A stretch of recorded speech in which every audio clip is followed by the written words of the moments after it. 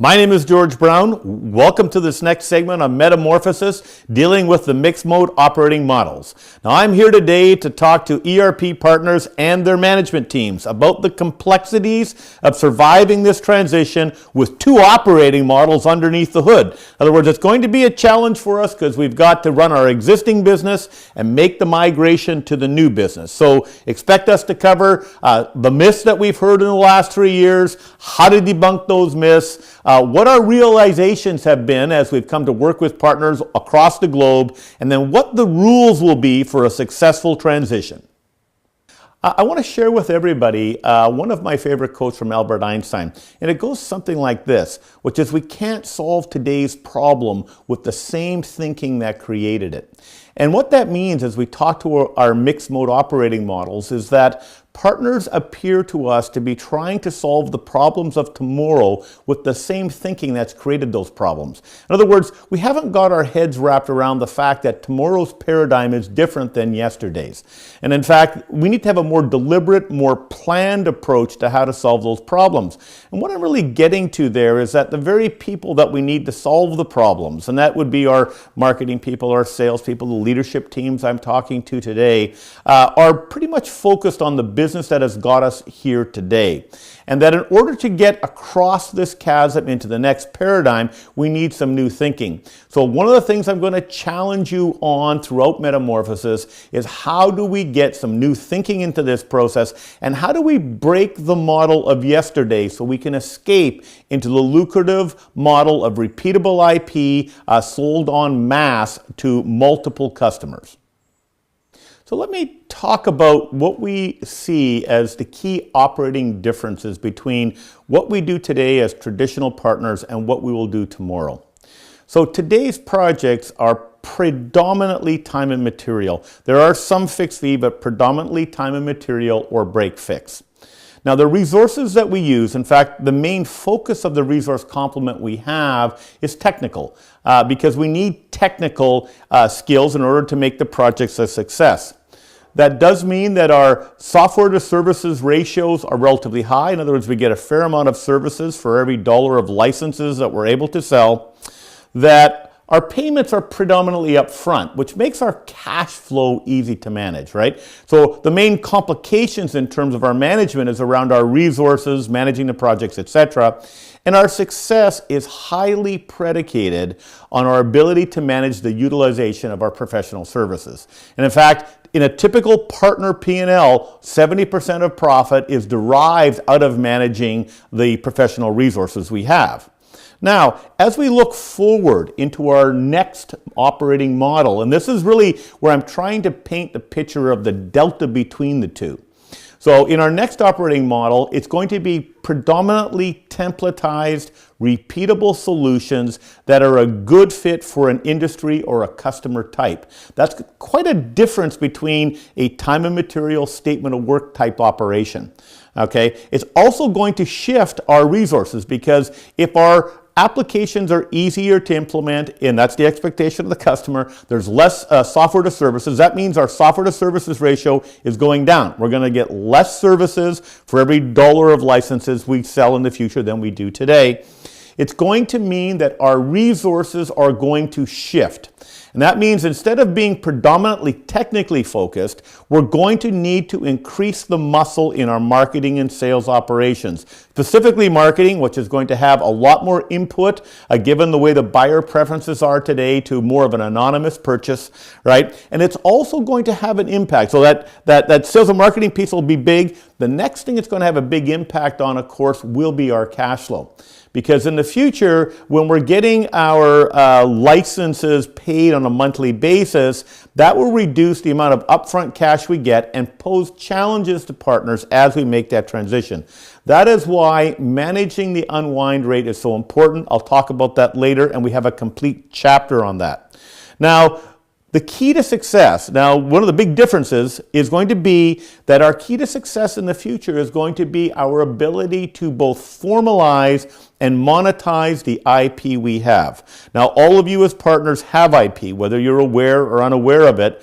Some of it could be contained in terms of methodologies, know-how, fixed fee engagement plans, support plans, code, particular vertical code or add-on functionality, etc. But our success in the future will no longer be predicated on managing the utilization. The bulk of our revenue on a recurring basis, and that's the very good part about that in the new operating model, will come from the monetization of the IP that we have. And that's going to be the most important thing for you as a management team to think about. What is our IP? How do we inventory it? There's going to be a chapter later on in Metamorphosis about that. How do we begin to formalize it and monetize it? That's going to be critical to our success in the future. Now, when I talk to you about a mixed mode operating model, I don't want you to think that that's the way that I believe you need to go, or that we believe you need to go fundamentally. Because there's no debate that purity in strategy and purity in operating model pays. There was some research conducted in 2007 where they examined 2,351 companies, looking at the difference between a pure operating model and strategy and one that had a mixed mode operating model and strategy. It covered construction, manufacturing, business services, which of course we fall into. And it was conclusive that in none of the 2,351 cases did a mixed mode operating model outperform purity. Now, you could be thinking to yourself, what are you trying to say? What I'm trying to say to everybody is that over time, and I'm saying over a period of time, the faster you get there, the better. In other words, the faster you get to a pure operating model of one type, the more effective and successful you will be.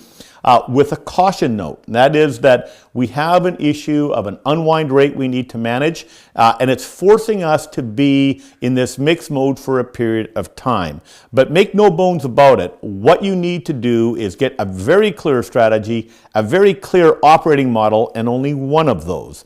And the faster you get to that, the more successful you will be, the more profitable you'll be, the simpler your business will actually become.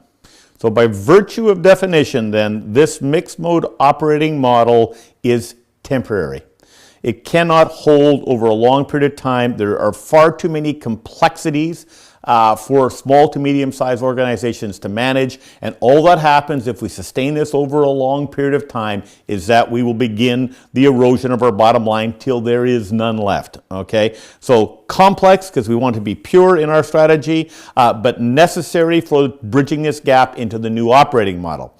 Now here's our biggest problem. All right, the very people we need to help us get to the new model do not want to break it.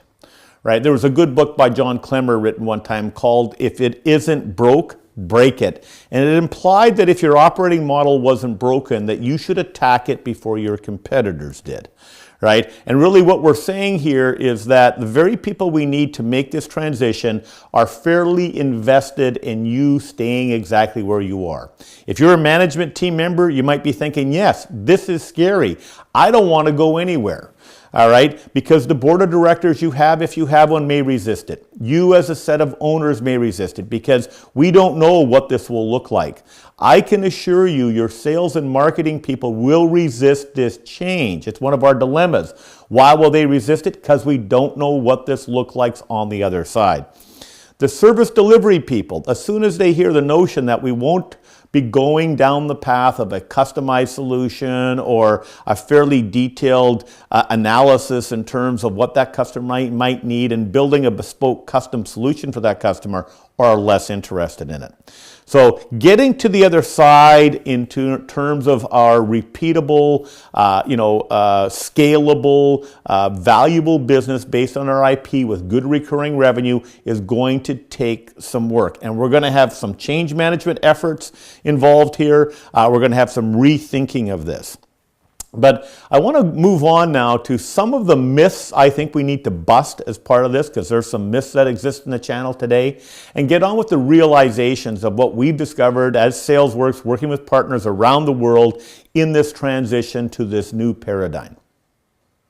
Now let's talk about what are some of the key myths that we've heard in the last 3 years in the channel as far as a partner perspective goes. Now, the first myth that I want to attack is the myth that, adding a cloud offering is like adding just another product or adding a deployment methodology.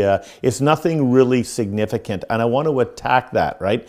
Because fundamentally, the purpose for going to the cloud on the customer's perspective is they want to lower their capital expenses and they want to get a more efficient offering from an IT perspective that ultimately costs them less. Now, if that's true, then the first myth, which is it's just a deployment method, can't be true. All right, because they're contrary to each other. They're juxtaposed to each other. So that's a very important one to get our head around because it's been propagated substantially in the channel. Oh, it's just like another deployment method. Services will remain constant. Everything will remain the same.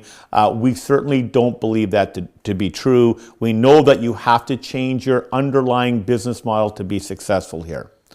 Now, the second myth that we hear propagated substantially is that the same people we have today can do both roles. In other words, we can both do the sales role for a perpetual license business or the sales role for an accelerated or repeatable business, right? And I want to call our attention to the fact that fundamentally, if that were true, if in fact a single person could do both roles, that would exacerbate the cost of your sales operations on the repeatable side to such a level so as to totally eliminate any chance of profitability. Because the facts are those transactions are going to be paid over time.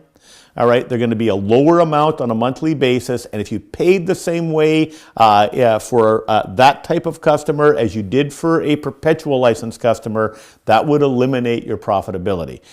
More importantly, you can't motivate that person. Because the salesperson today that sells a perpetual license would need to sell, in fact, the average sell 6 new customers a year on average, right? In a repeatable licensing model, something that's rapid, something that's leverageable and scalable, the expectation is they're going to sell between 2 and 4 new customers monthly. That's a very different person, a very different approach, right? Same can be said for services. Now, we need the services people that are the brightest people you have. We need them to think about how to do it in a different way so that we can scale down the consumption of services in such a way as to make it palatable to the customers given the buying constraints they have. So what we would argue here is that the myth is the same people can do it. Our argument is they can't. As a transition to the new business model is going to require new hires. All right, new energetic young hires with new thinking that can help you break the model. All right. Our third myth that we would like to debunk is that we don't have any IP. We don't want to be an ISV. We hear that from partners every day. We will resell ISV product or we'll sell somebody else's stuff, but we don't want to be in the IP business. And I'm here to say that you don't necessarily have to write code. It means that the IP you must utilize and leverage then will have to be in terms of your managed services, your package services, your fixed fee and fixed scope engagements, your support contracts, etc. So my belief, and I've met thousands of partners in my career, you are all very smart people. You all have it, but you need to formalize it and think about it. And whether you want to be an ISV or whether you want to write code is not as relevant as how you package your services to a vertical or an industry in such a way as it's consumable in the new model. So I want to share with you some of our key realizations now, having been at this for 3 years and looked around the world to various partner types and look at what we've come to learn. And my first realization that I'd want to share with you is that unless the solution you're currently offering your customers today is truly strategic in nature, you will be supplanted eventually. What I mean by that is you'll eventually be overtaken because, as I said earlier, the V in value-added reseller must change from a V in terms of services to a V in terms of functional value, package value, support value, something else that the customer wants and needs as they go forward. I also want to put a big caution flag down on this, because you think about this, we have to be vigilant and constantly aware of what I would call born in the new paradigm competitors. Every day we are faced with a new assault from a new application, a new type of partner, a new type of offering in our marketplace that has none of the legacy baggage we have and comes out either at a price point or a functionality level that almost makes it impossible for us to compete with. So being complacent now or thinking that it's not time to move now is a very dangerous thing to be thinking of, right? So think about that. Is what we're offering today truly strategic and valuable to the customers, or could it be replaced tomorrow by somebody we never thought about? And what we're seeing around the globe is that is occurring today. Now, the other realization we've come to is that irrespective of what type of partner you are, your ability to leverage the knowledge and domain expertise you've gained over the last 10, 15, 20, 30 years in this business is critical. And taking that expertise we have and converting that from a consultative nature to a packaged nature or a packaged offering. And that could be, come in terms of productized IP. It can come in terms of a combination of productized IP with packaged services. It can come in a way of packaged services, etc. But the key realization we've come to is that we've got to get on with making our solutions more consumable to the customer and by productizing and packaging those solutions. Now, the third realization we've come to is that this new paradigm will eventually cannibalize your existing customer base. Some of you I've known for 20 or 25 years have hundreds upon hundreds of customers and feeling pretty safe today. But what we need to know is that, customers will start to move to this new paradigm over time. This inflection point is getting nearer and nearer to us. And so that if we don't make our customers aware that we are in the business with these new offerings and these new packages, that eventually we could risk losing them. And that's probably the biggest risk we have. And when you think about this, look at your own offerings today, what you broadcast on your websites, what you broadcast in your blogs, what you broadcast in your video blogs, right? Are you really talking about the new paradigm in computing and how your company services that? Or are we dealing just with the same old, same old? That's an easy test. You can easily look at that. But if you don't cannibalize your own customer base, make them aware of what you're doing, how you're addressing this paradigm shift, someone else will, and it won't be very pleasant for you. Our last realization is that, the organizational immune systems, our ability to stop change inside of our organization is one of the biggest wrestling matches we're going to have. Having now been in this market for 3 years, trying to work through the changes with partners, I realize just how difficult it is. And I want to share that with you with the hope that you understand that undergoing this strategic change is critical and that realizing that you will meet resistance. So that's going to mean, if you look at the principles of managing strategic change as it exists in the Dynamics Partner Academy, that's a great program, by the way, to supplement this whole initiative you're about to undergo. It really talks about forming the team that will help lead the change in your organization. That's going to be critical to you as well. I want to wrap up this section in Metamorphosis with the 5 rules to a successful transition. Rule 1 is that in order not to implode in this mixed mode operating model, we need to have clear separation between our old business model and our new business model. And what that means is that we need to take a small team from our existing organization, 1 or 2 or 3 people, and break them into a separate team to undertake this change within your organization and start down this path to the new paradigm. All right? That's also going to mean that we need to have leadership support that team. So on that team, I would expect that the president, or at least at very minimum, a vice president, lead that team so the organization understands the importance of getting on with the future in this business.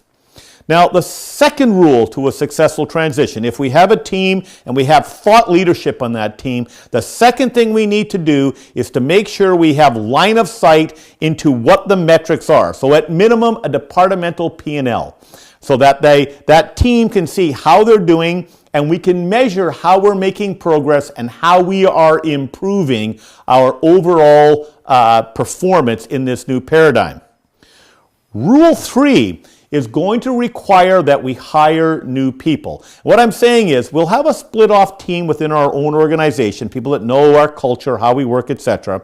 We're going to start refuturing our organization. Then we're going to add new people to that organization from the outside. Now, why am I saying from the outside? Is because fundamentally today, partners' cost structures are so high that we will not be able to make this transition unless we can average down our cost. That means we need younger, we need bright, we need talented, energetic people with a cost basis lower than our average cost today. We also need that new thinking that comes with them.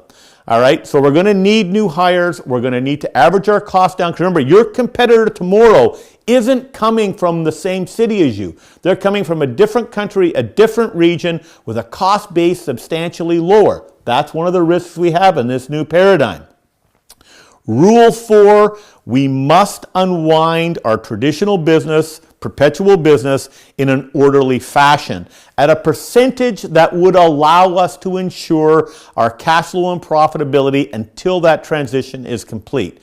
Now, as part of Metamorphosis, there's a detailed modeling tool. Working with your local PDC, they can help you with that to determine exactly what is the unwind rate you need to have as your business. All right, so it's going to be critical as we go forward. Now, Rule 5, and we could say this is critical in all businesses, but cash flow will be king.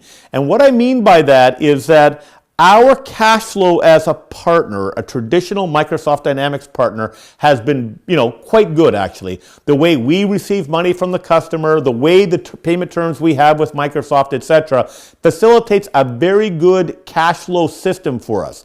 As we move to this new paradigm, our cash flow is going to suffer in the early stages and become robust in the later stages. It's really what we'd like to have as a partner business, but that first period of time, that first 2 years or 3 years of our transition is going to be challenging. It's going to require acute focus on our cash flow, acute focus on the contracts in terms of how we get paid, etc. And it's going to be one of the most important parts that'll help us solve the problem of moving to this new paradigm. So in concluding our segment today, in terms of the mixed mode operating models, I hope I've been able to illustrate to you the differences between our old model and our new model. I hope I've been able to debunk the myths that we have, because I think if you go forward with the myths in your mind, you're not going to find your way through to a successful transition. I also hope that I've highlighted some of the key issues that you have to pay attention to as you go forward. Now, clearly, the amount of content we have in Metamorphosis, the amount of content that exists in the Dynamics Partner Academy to help you through this process is significant. So I'm going to challenge you to have each one of your management team members review the content in Metamorphosis in its entirety, and then think about how you can educate the rest of your organization around this process so they can all contribute to this move. We believe that an informed partner team working through this process is better than just 1 or 2 people in the organization making this attempt. So please leverage the information we have, the content that we have, the amount of programs we have to help drive your organization through this process successfully. There will be no accidental entrepreneurs in the new paradigm. Everybody that makes it across the bridge to the new paradigm is going to be planned, deliberate, with excellent team involvement. So my challenge for you today is to get your team moving, get them started now, and let's hope for the best as we get through this transition.